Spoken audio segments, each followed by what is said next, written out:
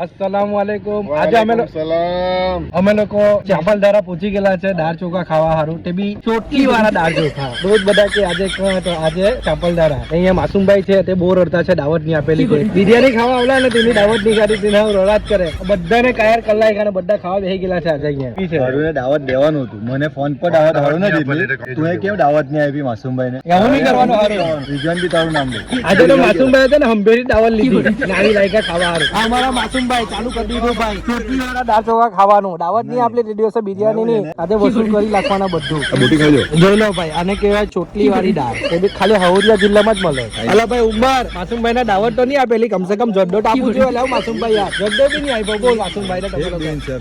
સોહેલભાઈ બપોરનું તો થઈ ગયું, ચોટલી વાળા દાળ ચોખા, હવે રાતના કઈ ગોઠવજો। ચાપલધારા બહુ ખિદમત કરે ભાઈ, અમે તો રોજ આવું છો ભાઈ ઉમરભાઈ, આટલી બધી ખિદમત કરે તો અમે તો રોજ આવી લાગે ભાઈ। ખાવ ગુલ્લા બધા માસુમભાઈ તો બહુ મોટા ખાવ ગુલ્લા ખાઈ ને પછી તો ખાટલો જોઈએ, નવો તાપ પડતો હોય દાળ ચોખા ખાય તો ખાટલો તો પછી ગમે તો હુંડી જ પડે। ખાટલા પકડાઈ ગયો છે, આ બીજા માણસ બી અહીંયા હુટલો છે, બધા ખાટલા પકડેલા, રિઝવાનભાઈ બી અહીંયા હુટલા। ચાપલધારા ના જમાય છે, એકદમ લાડકો જમાય। ઓ ઇજ્જત કરે મારી તો ચાપલધારા આ લોકો જમાય કમાય હું કસમા વેચીને કમાય, બીજું તો હું